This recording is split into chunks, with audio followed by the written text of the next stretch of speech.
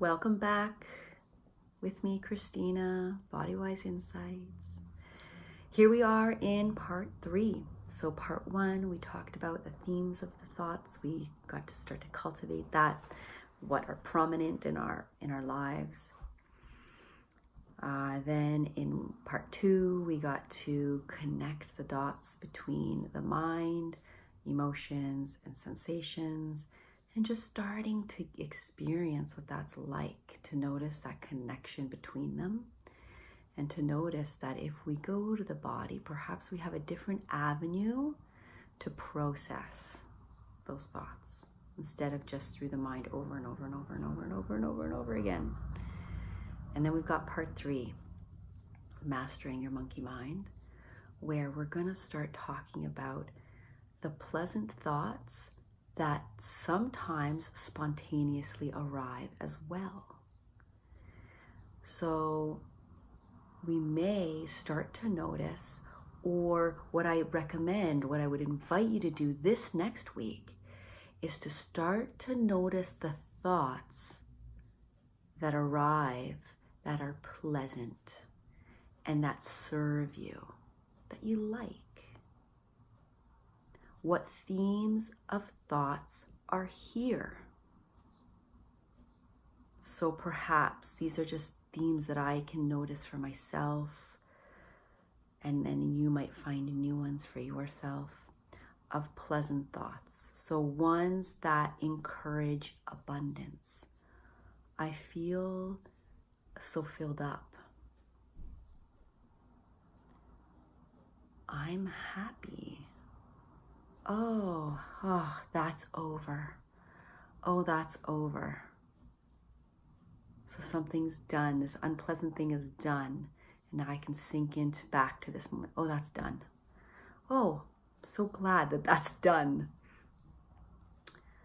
And then ones that promote confidence. I feel so proud of myself. I rock.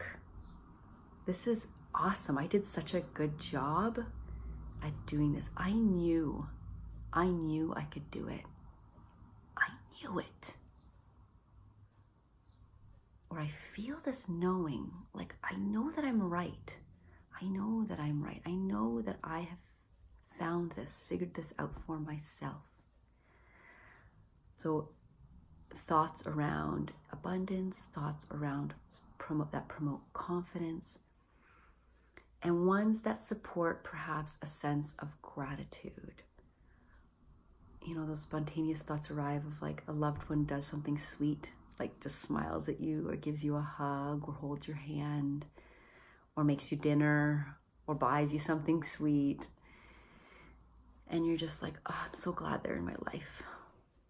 I'm so glad that they're there for me. I love him so much. I love her so much. I love myself. I love this little part of myself. I don't like this, but I really like how I did that. And then just feeling that gratitude and appreciation for your loved ones and for those things that you're thankful for about yourself and thankful for about others.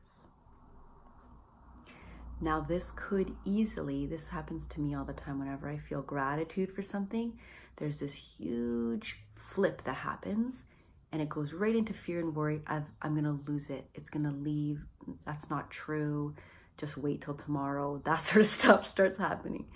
And so just noticing what makes you flip back to the ones that we're also observing and weeding. So just feeling for yourself, perhaps the little tendrils that are starting to develop of pleasant thoughts. And next, over the next week, you're gonna grab hold of any positive thought, this pleasant, not positive thought. I really dislike when it's about negative or positive, and we need to be positive or we can't be negative. You're negative. You're gonna feel and sink into the negative because there's something in there for you to learn. That's why it's there. But we're also going to be open to observing the positive. Not create it for yourself, not force yourself into it. No. You're going to feel when it's already there. You're going to feel all those moments in your life that it's already existing. That's how you grow it, not by forcing it, not about making yourself write a list down of what you're grateful for. You're going to spontaneously feel into it when you have a beautiful moment, and you're going to notice the thought that happens. And this is where you notice with curiosity, openness, and allowing it, allowing the positive thought to be there, allowing the pleasant thought to be there, what you judge to be pleasant for you. And see how much of this good stuff, these pleasant thoughts, you can tolerate. Because maybe it's just a tiny smidge of gratitude and then it reverts back to something negative or worrisome or whatever, like it does for me. But you can gauge for yourself. How much can I tolerate of feeling proud of myself, or feeling really happy, or feeling a sense of relief that something's over? It's Friday night, work is done. I get to be with my family, be with my friends, be by myself, whatever you want. And notice what that thought, just call it out, find it, call it out, notice it, observe it. That's what we're doing for part 3. And then we're gonna, as you start to notice them, you're gonna ask yourself, what person, place, or thing, situation, what, right? Same as the not so pleasant ones, the things we want to get away from.